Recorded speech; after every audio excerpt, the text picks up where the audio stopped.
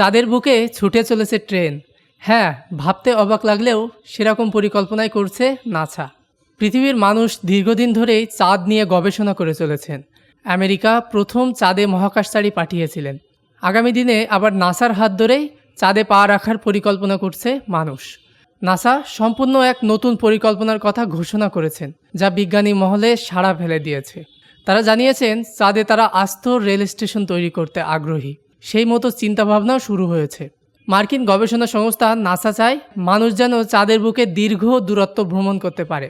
তবে পৃথিবীর মতো রেলের দুটি ট্র্যাক থাকবে না সেখানে। চাঁদে গবেষণার প্রয়োজনেই রেল লাইন বসানোর কথা ভেবেছে আমেরিকান মহাকাশ গবেষণা সংস্থা। তারা জানিয়েছেন ফ্লোট নামের একটি নতুন প্রযুক্তি তৈরি করা হচ্ছে।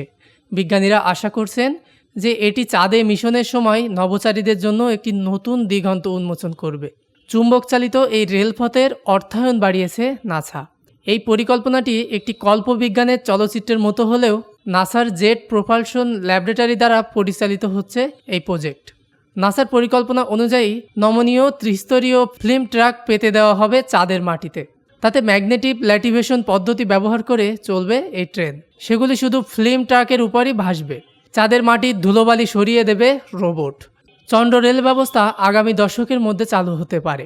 এটি চাঁদে নির্ভরযোগ্য, স্বয়ংক্রিয় এবং দক্ষ পেলোড পরিবহন সরবরাহ করবে।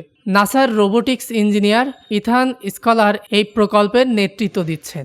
তার অনুমান যে এটি 100 টন পর্যন্ত পণ্য বহন করতে পারবে।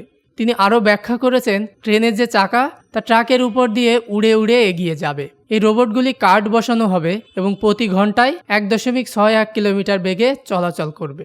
মহাকাশ সংস্থা নাসা বলেছেন ফ্লোটের মূল উদ্দেশ্য হবে চাঁদের সেই জায়গাগুলোতে পরিবহন পরিষেবা প্রদান করা যেখানে নভোচারীরা সক্রিয় রয়েছেন। চন্দ্রপৃষ্ঠের বিভিন্ন এলাকা, চন্দ্রের মাটি ও অন্যান্য উপকরণ বহন করার কাজে এটি ব্যবহৃত হবে।